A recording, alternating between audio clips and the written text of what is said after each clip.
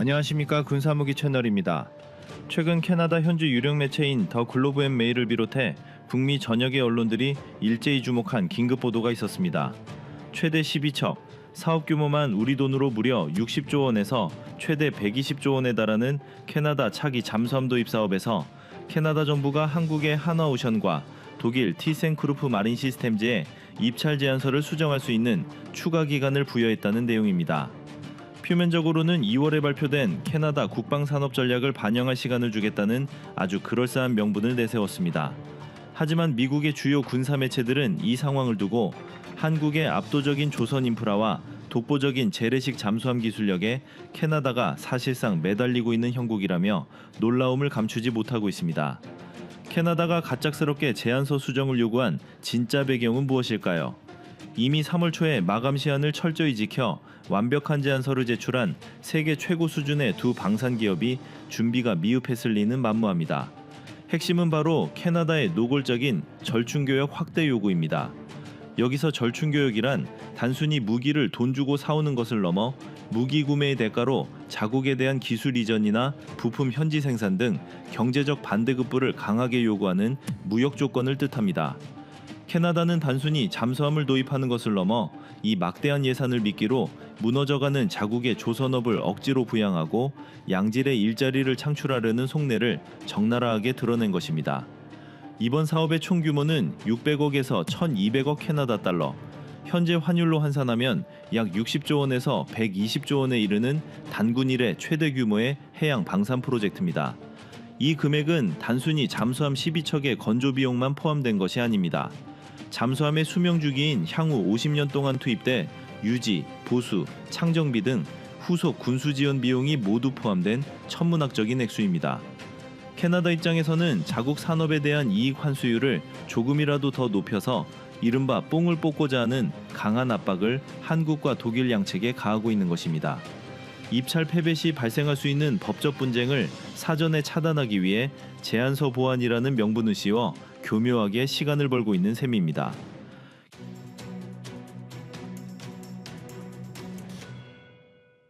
캐나다가 한국과 독일 사이에서 저울질하는 진짜 기준은 단순한 스펙 비교를 넘어선 북극해 패권과 지정학적 공급망 확보에 있습니다. 우리가 잘 모르는 첫 번째 핵심은 파이브 아이즈 국가인 캐나다의 전략적 확장입니다. 전통적인 나토 동맹인 독일을 선택하면 기존 안보망 유지가 수월합니다. 하지만 미국의 거센 인도태평양 전략 동참 압박 속에서 캐나다는 한국을 파트너로 삼아 아시아의 막강한 방산 공급망을 북미로 끌어들이려는 거대한 외교적 승부수를 띄우고 있습니다. 두 번째는 빙하 아래서의 생존, 즉 빙해역 작전 능력입니다. 독일은 얕고 찬 북해에 특화된 기술을 앞세웁니다. 반면 한국은 3,600톤의 거대한 체급과 리튬이온 배터리를 결합해 원자력 추진에 버금가는 심해 장기 채공 능력을 제시합니다. 두꺼운 북극해 얼음 밑을 지켜야 하는 캐나다에게 한국의 넉넉한 체급은 국가안보와 직결됩니다. 마지막으로 경제적 생태계 이식입니다. 캐나다는 붕괴된 자국의 해양 산업을 부활시킬 완벽한 절충교역을 원합니다. 최근 막대한 자본력으로 미국 현지 조선소까지 인수하며 북미 인프라를 공격적으로 확장하는 한국의 거대한 산업 이식 능력이 유럽 내수에 집중된 독일보다 훨씬 압도적인 경제적 카드로 캐나다 정부를 뒤흔들고 있는 것입니다. 그럼 한국과 독일을 비교해 보겠습니다. 한국 장보고 3 배치 2의 스펙은 단연 압도적입니다. 무장이 제한적인 2,500톤급 독일 212CD형과 달리 한국은 3,600톤급 체급에 세계 최초 리튬이온 배터리를 적용해 자막 능력을 획기적으로 극대화했습니다. 캐나다가 열광하는 가장 결정적 이유는 수직 발사관입니다. 잠수함 발사 탄도미사일 운용이 가능한 이 독보적인 비대칭 전력은 광활하고 거친 북극해를 누벼야 할 캐나다 해군에게 선택이 아닌 생존 필수품입니다. 게다가 80%를 넘는 압도적인 국산화율은 독일과는 아예 비교조차 불가능한 경제성과 작전 효율성을 완벽하게 보장합니다. 하지만 장밋빛 전망만 가득한 것은 아닙니다. 캐나다의 무리한 절충교역 요구는 우리에게 자칫 치명적인 독배가 될 수도 있습니다. 현재 캐나다 해군은 영국에서 들여온 중고 잠수함 4척을 보유하고 있지만 노후화와 잦은 고장으로 인해 실제 작전이 가능한 전력은 단 한 척에 불과할 정도로 해군 인프라가 완전히 붕괴된 상태입니다. 이런 열악한 상황에서 캐나다 현지 건조 비율을 무리하게 높이거나 과도한 핵심 기술 이전을 요구받을 경우 사업 지연은 불보듯 뻔한 일이며 예상치 못한 조 단위의 비용 상승이라는 리스크를 우리가 고스란히 떠안게 될 위험이 존재합니다.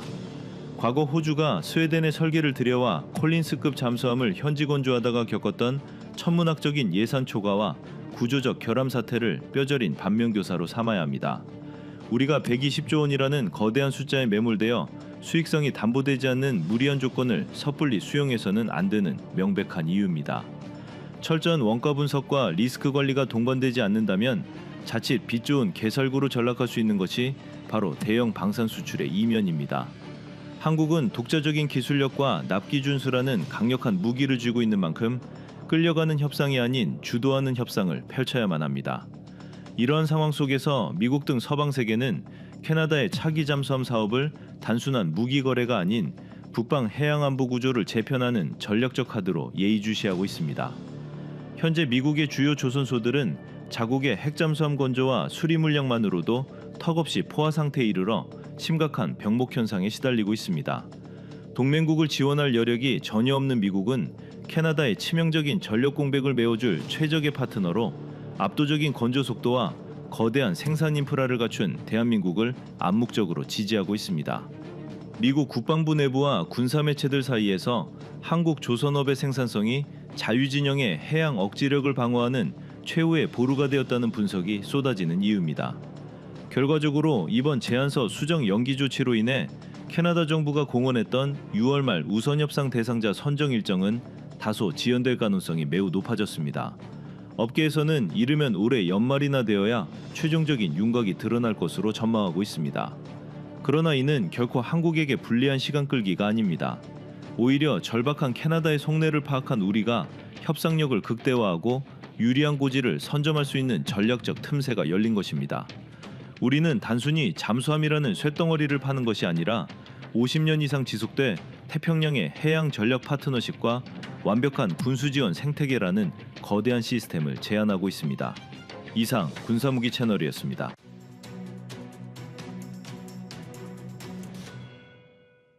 다음은 25년 10월 21일 프랑스 한국 천무 도입한다 영상입니다. 한국군이 M270 부품 하나 제대로 못 구했어 맞춰 쓰던 시절 미국은 업데이트를 권고한다는 말과 함께 더는 부품을 팔 수 없다고 통보했습니다. 그 순간부터 우리 포병은 선택지가 사라졌고 그래서 남이 만들어준 틀에서 벗어나 독자 체계를 세우는 쪽으로 방향을 꺾었습니다. 천무의 시작은 바로 그 박탈감에서 출발했습니다. 그리고 지금 아이러니하게도 프랑스가 같은 딜레마 앞에서 한국으로 시선을 돌리고 있습니다. 프랑스 하원국방위원회가 2025년 4월 공개한 신전략 환경의 포병 보고서는 하이마스 도입을 미국 파트너의 일관성 부족 속에서 지정학적으로 위험하고 정치적으로 이해하기 어렵다고 못 박았습니다. 게다가 로키드 마틴의 주문 적체로 2029에서 2030년 전력화를 각오해야 한다고 냉정하게 적었습니다. 프랑스는 이제 발사 차량은 해외에서 들여오되 탄약과 사격 통제 같은 핵심 기술은 자국 주권 아래 두겠다는 노선을 분명히 했고 그래서 ITAR 리스크가 낮고 라이선스 조립과 현지 통합이 유리한 대안만출입니다. 이 때문에 한국산 천무와 인도피나카가 마지막 후보로 남게 됐는데요. 하지만 성능이나 납기로 보나 또 가격적인 부분을 고려해도 인도는 사실상 한국과 경쟁이 되지 않습니다.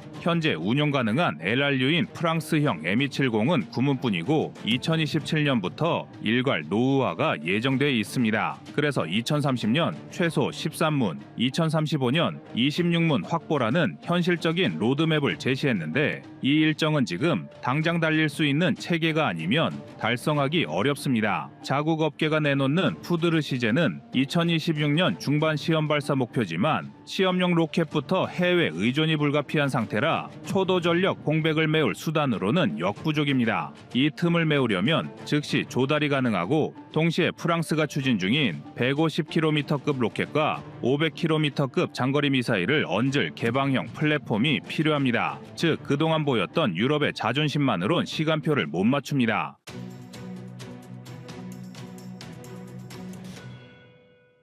그래서 파리는 수입 발사체와 자국 유도탄 조합을 전제로 카탈로그를 다시 펼쳤고 거기서 바로 들여와 바로 쏠 수 있는 천무가 맨 앞줄로 튀어나왔습니다. 천무가 프랑스 책상 위에서 계속 지워지지 않는 또 하나의 이유는 호환성이 만든 확장성입니다. 한국군은 과거 M26 기반 KM26A2를 면허 생산하며 미제 230mm 계열에 익숙했고 그 위에 239mm 유도 로켓과 600mm급 전술 유도탄 포드를 얻는 다국형과 다포드 설계를 완성했습니다. 발사대는 바꾸지 않고 포드만 갈아 끼워 임무를 바꾸는 방식이라 프랑스가 개발 중인 150km 국산 로켓을 포드와에 얻는 개조 통합이 상대적으로 단순해집니다. 실제로 우리 기업은 폴란드와 추가로 2조 2,526억 원 규모의 호마르 K 공급을 체결했고 현지 생산 기술 이전 패키지로 속도와 주권 두 마리 토끼를 잡는 모델을 증명했습니다. 프랑스가 원하는 발사체는 외산,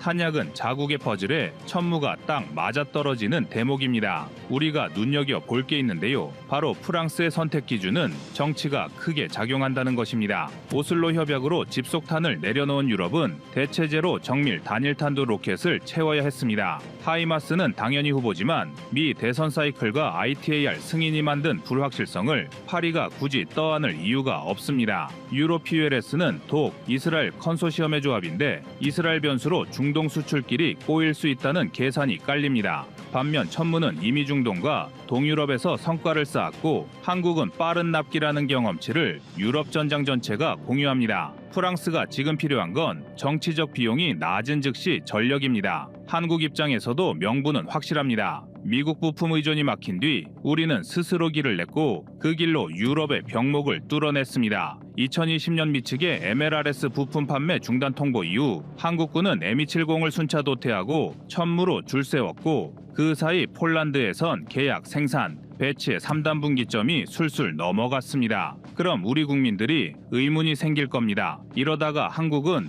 들러리로 세우고 결국은 미국산을 도입하지 않겠느냐고 말입니다. 왜 한국일까요? 답은 간단합니다. 외교가 흔들려도 시간표가 안 흔들리는 파트너, 즉 정치 리스크를 기술과 납기로 상쇄하는 나라이기 때문입니다. 미국이 하이마스와 M270, MLRS의 판매를 제한한 이유는 단순한 군수 부족이 아니라 산업적 포화와 두 나라의 정치와 외교적 계산이 얽혀있기 때문입니다. 먼저 생산 측면에서 보면 우크라이나 전쟁 이후 로키드 마틴의 연간 생산 능력은 약 96기입니다. 하지만 이 수량 대부분이 미군과 우방국 우선 배정으로 묶여 있습니다. 미 의회조사국은 2024년 보고서에서 신규 주문 시 인도까지 최소 7에서 9년이 소요된다고 명시했고 이로 인해 신규 수출분 여력이 사실상 사라졌습니다. 여기에 미 국무부의 ITAR 규제가 걸려 있습니다. 하이마스 발사체와 M31A2, AT, ACMS 탄두는 GPS와 암호 모듈이 포함된 3급 전략물자로 분류돼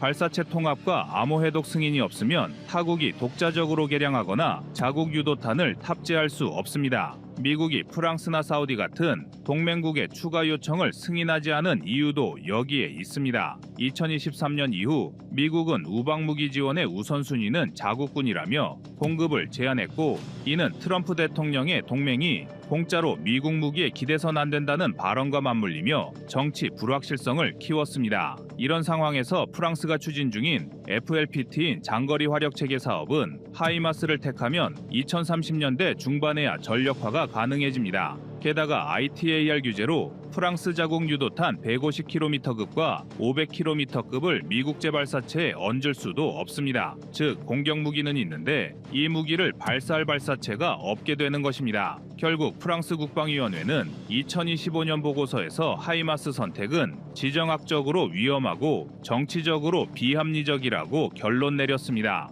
미국은 유럽의 전략적 자율성 확대를 경계하며 기술 이전과 공급 승인을 지연시켜 나토 내 군사적 영향력을 유지하려 합니다. 결과적으로 하이마스와 M270의 수출 제한은 공급망 병목과 ITAR 규제 그리고 미국의 전략적 통제 의도가 복합적으로 작용한 결과입니다. 이런 이유로 프랑스는 즉시 전력이 가능하고 정치적 리스크가 낮은 한국의 K239 천무를 대안으로 검토하게 된 것입니다. 프랑스가 LRU의 빈자리를 메우는 동안 천무는 포드를 바꿔가며 프랑스가 원하는 150km와 500km급 유도탄 시대를 여는 비계 역할을 할 수 있습니다. 유럽이 전략 자율성을 말할 때 한국은 그 자율성을 가능하게 만드는 스패너를 이미 손에 쥐고 있습니다. 마지막으로 한 가지, 프랑스가 한국산을 꼭 집는 논리는 미국 이외에 믿을 수 있는 현장 데이터가 있는 나라는 한국뿐이기 때문입니다. 폴란드 추가 계약은 규모만 큰 게 아니라 현지 생산과 로켓 기술 이전 패키지로 주권 운용의 모범 사례를 만들었습니다. 한국은 수주만 하는 나라가 아니라 파트너의 산업을 함께 키워주는 공급자라는 인식이 자리 잡았습니다. 프랑스가 발사대 해외 조달, 탄약 자국 개발이라는 해법을 택했다면 그 해법을 가장 빠르게 현실로 바꿔줄 체계는 천무뿐입니다. 프랑스 국방조달청은